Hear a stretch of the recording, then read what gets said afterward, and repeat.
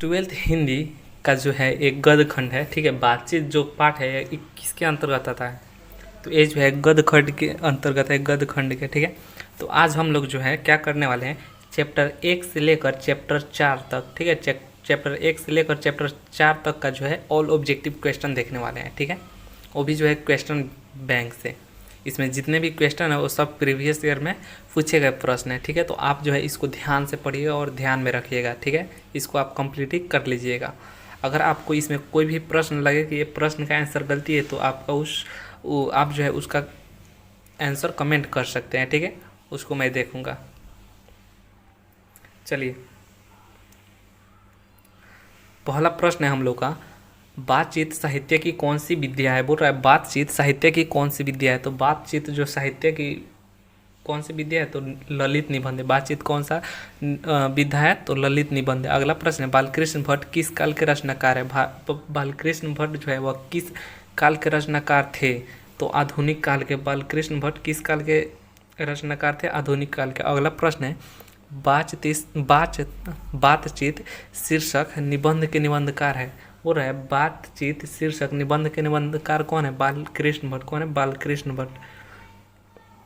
इसमें देखिए ऐसा कोई भी प्रश्न नहीं है जो नहीं पूछा हुआ है। ये जो है क्वेश्चन बैंक हम लोग पढ़ रहे हैं, इसमें जो है हर एक प्रश्न जो है किसी न किसी ईयर में पूछा हुआ है, ठीक है। तो आप इसको ध्यान में रखिएगा।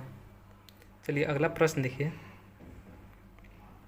4 नंबर प्रश्न है, बालकृष्ण भट्ट का जन्म कब हुआ था। बोल रहा है बालकृष्ण भट्ट का जन्म कब हुआ था, तो 1844 में जो है बालकृष्ण भट्ट का जन्म हुआ था। अगला प्रश्न है, बालकृष्ण भट्ट के पिता का नाम क्या था। बालकृष्ण भट्ट के पिताजी का नाम क्या था। बालकृष्ण भट्ट के पिताजी का नाम बेनी प्रसाद भट्ट था। बालकृष्ण भट्ट के पिताजी का नाम क्या था, बेनी प्रसाद भट्ट। अगला प्रश्न है, बालकृष्ण भट्ट किस युग के रचनाकार है। बालकृष्ण जो भट्ट थे वह किस युग के रचनाकार थे, तो वो जो है भारतेंदु युग के रचनाकार थे। किस युग के रचनाकार थे, भारतेंदु युग के रचनाकार थे। अगला प्रश्न देखिए, 7 नंबर प्रश्न है, बातचीत जो शीर्षक निबंध के अनुसार रस का समुद्र किनकी बातचीत में उमड़ा चला जाता है। 7 नंबर प्रश्न है, बातचीत शीर्षक निबंध के अनुसार रस का समुद्र किनकी बातचीत में उमड़ा चला जाता है, तो दो हम सहेलियों की बातचीत में। किसकी, दो हम सहेलियों की बातचीत में, दो हम सहेलियों की बातचीत में। चलिए अगला प्रश्न देखिए, नौजवानों की निंदा किनकी बातचीत का मुख्य प्रकरण है। बोल रहे हैं नौजवानों की निंदा किनकी बातचीत का मुख्य प्रकरण है, तो बुजुर्गों का। किनके, बुजुर्गों का।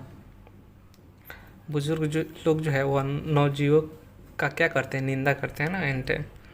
चलिए अगला प्रश्न देखिए, 9 नंबर प्रश्न है, लेखक बालकृष्ण भट्ट के मन में अध्ययन की रुचि एवं लालसा किसने जगाई। बोल रहा है लेखक बालकृष्ण भट्ट के मन में अध्ययन की रुचि एवं लालसा किसने जगाई, तो माता ने। किसने जगाई, तो माता जी जो थे उन्होंने ही जगाया। अगला प्रश्न है, 100 अनाज एक सुजान नामक उपन्यास के उपन्यासकार कौन है। बोल रहा है 100 अनाज एक सुजान नामक उपन्यास के उपन्यासकार कौन है, ठीक है। एक सुजान नामक उपन्यास के उपन्यासकार कौन है, तो बालकृष्ण भट्ट है। कौन है, बालकृष्ण भट्ट है, ठीक है। देखिए ये जो है प्रश्न, जितने प्रश्न हम लोग देखे हैं, मतलब वो जो है क्वेश्चन बैंक से हैं, ठीक है।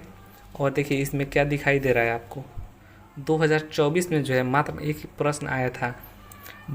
बातचीत जो आपका चैप्टर है बालकृष्ण भट्ट के द्वारा लिखित है, इनका जन्म जो है 1844 में हुआ था। इससे जो है मात्र एक ही प्रश्न 2024 में पूछा गया था, ठीक है। मात्र इससे एक ही प्रश्न 2024 में आया था। वो भी प्रश्न क्या था, 100 अनाज एक सुजान नामक उपन्यास के उपन्यासकार कौन है, तो बालकृष्ण भट्ट, ठीक है। मात्र एक ही प्रश्न पूछा गया है 2024 में। देखिए 2025 में इससे कितना प्रश्न आता है, ठीक है। अब हम लोग नेक्स्ट चैप्टर की तरफ बढ़ते हैं। अगला चैप्टर है, उसने कहा था। चंद्रधर शर्मा गुलेरी के द्वारा ये जो है लिखा गया है। उसने कहा था किसने लिखा है, तो इसके लेखक कौन है, चंद्रधर शर्मा गुलेरी, ठीक है। तो चलिए इसका प्रश्न देख लेते हैं। पहला प्रश्न है, चंद्रधर शर्मा गुलेरी रचित पाठ का शीर्षक है, तो ये सब कोई जानता है ना। उसने कहा था चंद्रधर शर्मा गुलेरी के द्वारा लिखा गया। 2010 में देखिए कितना आसान प्रश्न आया था।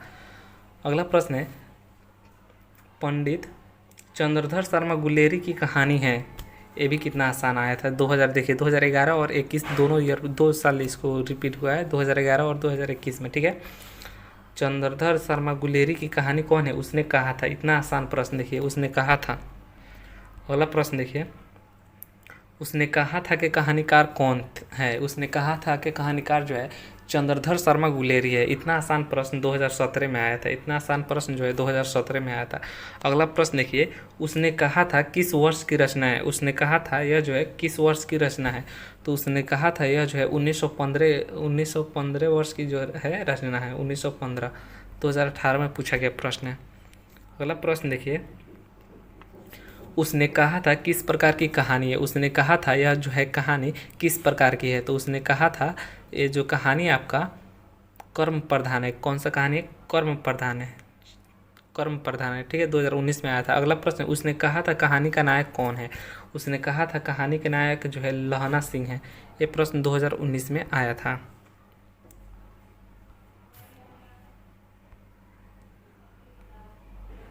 अगला प्रश्न देखिए, बुद्धू का कांटा रचना है, बोल रहे बुद्धू का कांटा रचना है तो चंद्रधर शर्मा गुलेरी का। बुद्धू का कांटा किनका रचना है? चंद्रधर शर्मा गुलेरी का। अगला प्रश्न है, चंद्रधर शर्मा गुलेरी किस सदी के प्रमुख लेखक थे? पूरा है, चंद्रधर शर्मा गुलेरी किस सदी के प्रमुख लेखक थे? तो 19वीं सदी के। किस सदी के? 19वीं सदी के। ये प्रश्न 2019 में आया था। अगला प्रश्न देखिए, गुलेरी जी ने कुल कितनी कहानियाँ लिखी? यहाँ पे कुछ हो गया, यहाँ पे कुल होगा। गुलेरी जी ने कुल कितनी कहानियाँ लिखी? बोल रहा है गुलेरी जी ने कुल कितनी कहानियाँ लिखी? तो उन्होंने जो है कुल 3 कहानियाँ लिखे थे। गुलेरी जी कितनी कहानियाँ लिखे थे? कुल 3 कहानियाँ लिखे थे। यह प्रश्न 2019 में आया था। अगला प्रश्न देखिए, दमयंती स्वयंवर किस लेखक की रचना है? ये आपको याद रखना है, दमयंती स्वयंवर वाला। यह बहुत प्रसिद्ध क्वेश्चन है। दमयंती स्वयंवर किस लेखक की रचना है? तो चंद्रधर शर्मा गुलेरी की। किस लेखक की रचना है? चंद्रधर शर्मा गुलेरी की जो है यह रचना है। यह प्रश्न 2020 में आया था। अगला प्रश्न है, उसने कहा था कहानी है। उसने कहा था यह कहानी कौन सा है? तो दिव्य। उसने कहा था यह कहानी कौन सा है? युद्ध की कहानी। इसमें जो है युद्ध का भी वर्णन हुआ है ना। दिव्य प्रेम की कहानी और प्रेम पर बलिदान होने की कहानी, इनमें से सभी हो जाएगा। इसका जो है डी ऑप्शन या यानी घ ऑप्शन, इसका जो है घ ऑप्शन करेक्ट आंसर हो जाएगा। इनमें से सभी हो जाएगा।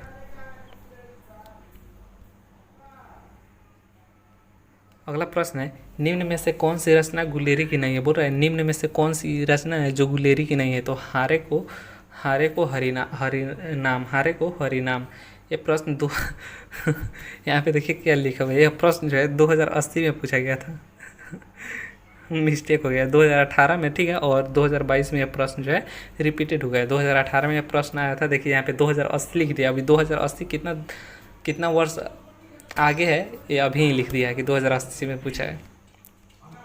चलिए अगला प्रश्न देखिए, तेरी कुड़माई हो गई है किस कहानी से संबंधित है?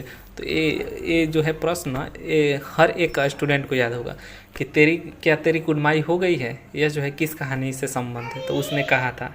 इतना इजी क्वेश्चन जो है 2021 में आया था। अगला प्रश्न देखिए, चंद्रधर शर्मा गुलेरी किसके अभिभावक बनकर मेयो कॉलेज अजमेर में आए? बोल रहा है चंद्रधर शर्मा जो गुलेरी थे वह किनके अभिभावक बनकर जो है मेयो कॉलेज अजमेर में आए थे? तो खेतड़ी के नाबालिग राजा जय सिंह, ठीक है। सी का ऑप्शन इसका करेक्ट आंसर हो जाएगा। अगला प्रश्न देखिए, उसने कहा था शीर्षक कहानी में यह किसने कहा कि उद्यमी ऊँट सीढ़ी में कोले डाल? बोल रहा है उसने कहा था शीर्षक कहानी में, ठीक है। उसने कहा था शीर्षक कहानी में यह किसने कहा कि उद्यमी ऊँट सीढ़ी में कोले डाल? किसने कहा? सूबेदार जो है हाजरा सिंह ने कहे थे। अगला प्रश्न है, हिंदी कहानी के विकास में मील का पत्थर कहानी मानी जाती है? उसने कहा था, ठीक है, उसने कहा था। चलिए अगला प्रश्न देखिए, उसने कहा था कहानी के आधार पर किस फिल्मकार ने फिल्म बनाई? उसने कहा था कहानी के आधार पर जो है किस फिल्मकार ने फिल्म बनाई? 18 नंबर, ठीक है, 18 नंबर, ठीक है। इसका देखिएगा क्वेश्चन बैंक में, तो इसका जो है आंसर दिया है सत्यजीत राय। क्या आंसर दिया हुआ है? सत्यजीत राय, ठीक है। लेकिन इसका करेक्ट आंसर कौन सा होगा? बिमल राय ने फिल्म बनाए थे, ठीक है। इसका ख आंसर करेक्ट होगा। लेकिन आप क्वेश्चन बैंक में देखिएगा तो आपको जो है सत्यजीत राय ऑप्शन में ए दिया हुआ है। रुकिए मैं दिखा ही देता हूँ। 18 नंबर है ना क्वेश्चन, देखिए यहाँ पे 18 का क दिया हुआ है, ठीक है, 18 का क दिया हुआ है, लेकिन 18 का क नहीं होगा, 18 का क्या होगा, ख होगा। 18 का क्या होगा, ख होगा। विमल राय ने। अगला प्रश्न देखिए, उसने कहा था कहानी में पुलहूराम कौन था। बोल रहे उसने कहा था कहानी में पुलहूराम कौन था, तो सिपाही था। पुलहूराम कौन था, सिपाही था। अगला प्रश्न देखिए, उसने कहा था शीर्षक पाठ में किसने मुल्ला जी की दाढ़ी मुड़ा दी। पूरा उसने कहा था शीर्षक पाठ में किसने मुल्ला जी की दाढ़ी जो है मुड़ा दी, तो बोधा सिंह ने। किसने, बोधा सिंह ने। अगला प्रश्न है, चौखट के भीतर आने के लिए क्या करके आना पड़ता था बुजुर्गों को, तो क्या करके, खांस कराना पड़ता था ना, खांस कराना पड़ता था चौखट के भीतर। मतलब पहले के जो बुजुर्ग होते थे, पुराने ज़माने में जो बुजुर्ग होते थे, वह घर में कभी भी आते थे तो घर में आते वक्त क्या करते थे, खांस कराते थे। या फिर वो जो पेड़ का क्या होता है, खड़ाऊ होता है, उसको जो है ऐसे ढबढबा के आते थे, उसको जो है आवाज़ करके आते थे, नहीं तो खांस कराते थे। चलिए अगला प्रश्न देखिए, वजीरा सिंह किस कहानी का पात्र है। वजीरा सिंह किस कहानी का पात्र है, तो उसने कहा था। इतना इजी क्वेश्चन 2023 में आया था। अगला प्रश्न देखिए, निमोनिया से मरने वालों को मुरब्बे नहीं मिला करते। निमोनिया से जो मरते हैं उनको मुरब्बा नहीं मिला करता, ऐसा बात नहीं है, ठीक है। ये बस कहानी में ही बताया गया है कि जो निमोनिया से मरता है उसको मुरब्बा नहीं मिला करते हैं, ठीक है। ये जो है किस कहानी में हुआ था, तो उसने कहा था। किस कहानी में, उसने कहा था। इतना इजी प्रश्न 2023 में। अगला प्रश्न है, देखते नहीं यह रेशम से कढ़ा हुआ सालू, यह पंक्ति किस शीर्षक कहानी की है, तो उसने कहा था। कितना आसान प्रश्न है, 2024 में आया था। उसने कहा था कहानी से 2024 में कितना प्रश्न पूछा गया, मात्र में एक प्रश्न आया था। और जो है बातचीत से कितना प्रश्न आया था, तो एक प्रश्न आया था। यानी चैप्टर 1 और चैप्टर 2 का पूरा अगर आप ऑब्जेक्टिव, मतलब अगर कोई बच्चा पढ़ के गया होगा तो उसको जो है मात्र में 2 ही प्रश्न देखने को मिला होगा, ठीक है। चलिए अगला चैप्टर हम लोग देखते हैं। अगला जो चैप्टर है संपूर्ण क्रांति, यानी संपूर्ण क्रांति के लेखक कौन है, जयप्रकाश नारायण। संपूर्ण क्रांति, ठीक है। तो इसका जो है हम लोग प्रश्न देख लेते हैं। लिखे हुए इस प्रस्तुत पाठ में 5 जून सन 1994 को पटना के गांधी मैदान में दिए गए जयप्रकाश नारायण के संपूर्ण क्रांति वाले ऐतिहासिक भाषण का एक अंश संकलित है यहाँ पूरा।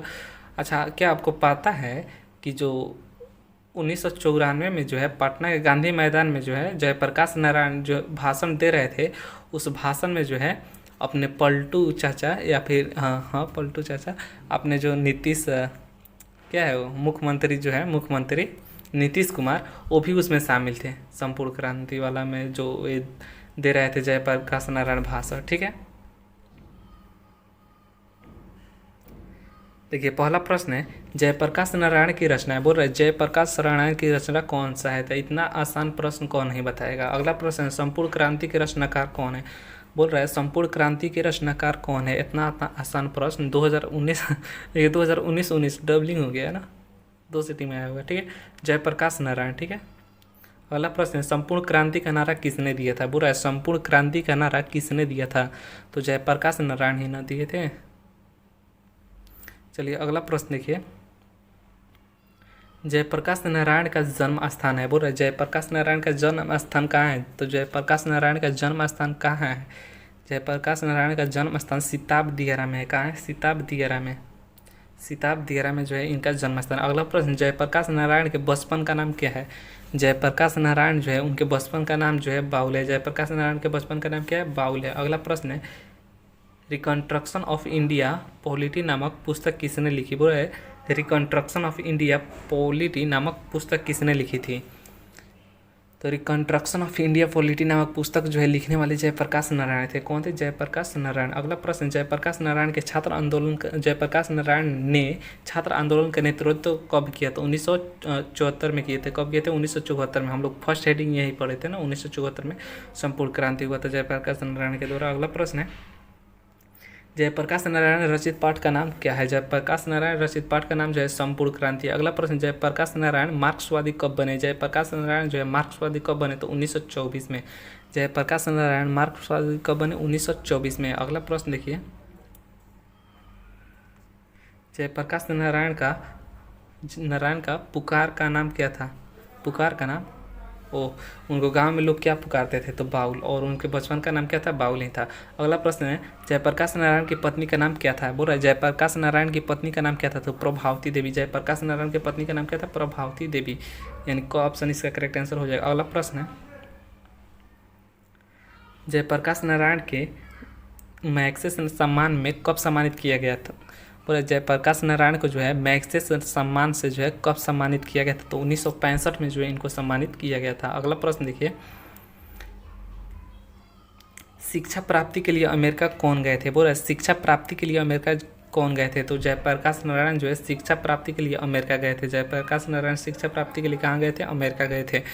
अगला प्रश्न देखिए 14 नंबर प्रश्न है, बिहार में हिंदी की वर्तमान स्थिति विषय पर लेख के लिए किसने सर्वोच्च पुरस्कार प्राप्त किए? बोल रहा है बिहार में हिंदी की वर्तमान स्थिति विषय पर लेख के लिए किसने सर्वोच्च पुरस्कार प्राप्त किए? तो जयप्रकाश नारायण। कौन थे? जयप्रकाश नारायण जी थे। ठीक है, यहाँ पे देखिए चैप्टर जो 3 है आपका संपूर्ण क्रांति, इससे जो है 2 प्रश्न पूछा गया है।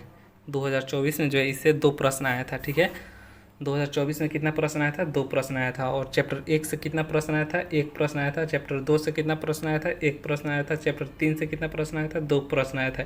यानी जो स्टूडेंट जो है तीनों चैप्टर को क्लियर करके गया होगा उसको जो है मात्र 3 प्रश्न ही मिला होगा। 3 चैप्टर से जो है उसको मात्र उसको जो है 4 प्रश्न मिला होगा। अगर वो पूरा याद करके गया होगा तो उसको जो है 4 प्रश्न मिला होगा। चलिए अगला चैप्टर हम लोग देखते हैं, चैप्टर 4 अर्धनारीश्वर, यानी रामधारी सिंह दिनकर के द्वारा ये जो है लिखा गया। अर्धनारीश्वर किनके द्वारा लिखा गया? तो रामधारी सिंह दिनकर के द्वारा जो है लिखा गया अर्धनारीश्वर। चलिए इसका पहला प्रश्न देखते हैं। बोल रहा है अर्धनारीश्वर शीर्षक पाठ के लेखक कौन है? अर्धनारीश्वर शीर्षक पाठ के लेखक कौन है? तो रामधारी सिंह दिनकर। कौन है? रामधारी सिंह दिनकर हैं। अगला प्रश्न देखिए, रामधारी सिंह दिनकर की रचना कौन है? तो अर्धनारीश्वर। रामधारी सिंह दिनकर की रचना कौन है? अर्धनारीश्वर। अगला प्रश्न देखिए, अर्धनारीश्वर किसकी रचना है? तो दिनकर की या फिर रामधारी सिंह दिनकर कहिए। चलिए अगला प्रश्न देखिए, दिनकर जी को निम्न में से कौन सा पुरस्कार दिया गया था? बोल रहा है दिनकर जी को निम्न में से कौन सा पुरस्कार दिया गया था? तो दिनकर जी को जो है पद्म भूषण मिला था। पद्म भूषण मिला था। ठीक है, पद्म भूषण मिला था। अगला प्रश्न है, शंकर और पार्वती का कल्पित रूप है? तो अर्धनारीश्वर में जो है शंकर और पार्वती का कल्पित रूप दिखाया गया है। अर्धनारीश्वर जो पाठ है इसमें क्या किया गया है? शंकर और पार्वती का जो है कल्पित रूप को जो है दिखाया गया है। अगला प्रश्न देखिए 6 नंबर प्रश्न है, दिल का दौरा पड़ने पर दिनकर जी को किस अस्पताल में पहुंचाया गया? जब इनको जो है दिल का दौरा पड़ा तो इनको जो है किस अस्पताल में पहुंचाया गया? बिलिंगडन नर्सिंग होम। किसमें? बिलिंगडन नर्सिंग होम, इसमें ना पहुंचाया गया। लेकिन क्वेश्चन बैंक में जो है इसको दिया है Midland health care. Midland health care जो है क्वेश्चन बैंक में दिया गया। और मैं पढ़ा हूँ इसका डी ऑप्शन। ठीक है, और मतलब घ ऑप्शन। और क्वेश्चन बैंक में क्या दिया है? इसका क ऑप्शन दिया है। तो आप लोग इसको देख लीजिएगा। अगला प्रश्न देखिए, नील कुसुम किसकी रचना है? बोल रहा है नील कुसुम किसकी रचना है? नील कुसुम जो है किसकी रचना है? तो रामधारी सिंह दिनकर की जो है नील कुसुम रचना है। चलिए अगला प्रश्न देखिए, अर्धनारीश्वर शीर्षक निबंध में शंकर और पार्वती का किस प्रकार का रूप वर्णित है? तो कल्पित रूप वर्णित है। अगला प्रश्न है, रामधारी सिंह दिनकर किस विश्वविद्यालय में उपकुलपति के पद पर रहे हैं? रामधारी सिंह दिनकर जो है वह किस विश्वविद्यालय में उपकुलपति के पद पर रहे हैं? तो भागलपुर विश्वविद्यालय। किस विश्वविद्यालय में? भागलपुर विश्वविद्यालय में। ठीक है, चलिए अगला प्रश्न देखिए, अर्धनारीश्वर कल्पित रूप है। अर्धनारीश्वर जो है किसका कल्पित रूप है? तो शंकर और पार्वती का जो है कल्पित रूप है। चैप्टर 4 से जो है मात्र 2024 में एक ही प्रश्न आया था। यहाँ पे देखिए चैप्टर 4 से कितना प्रश्न आया था, तो मात्र में एक ही प्रश्न आया था। ठीक है, अब देखिए क्या होता है। अब हुआ यूँ कि जो रुकिए, कलर कौन सा था, ये वाला था ना। हाँ, हुआ ये है, चैप्टर 1 से जो है एक प्रश्न पूछा गया, चैप्टर 2 से जो है एक प्रश्न पूछा गया, और चैप्टर 3 से जो है 2 प्रश्न पूछा गया, और चैप्टर 4 से जो है एक प्रश्न पूछा गया। टोटल प्रश्नों की संख्या कितना है, 5। यानी 1 से अगर 1 से लेकर 4 तक जो बच्चा जो है क्लियर करके गया होगा चैप्टर को, उसको जो है कितना प्रश्न मिला होगा, मात्र 5 प्रश्न ही मिला होगा। मात्र कितना प्रश्न मिला होगा, 5 प्रश्न मिला होगा। ठीक है, आज के लिए इतना ही, फिर मिलते हैं अगले नेक्स्ट वीडियो में। चैप्टर 5 से लेकर चैप्टर कितना तक रहेगा उसमें, चैप्टर 9 तक। चलिए चैप्टर 5 से लेकर चैप्टर 9 तक। ठीक है, तब तक के लिए जय हिंद।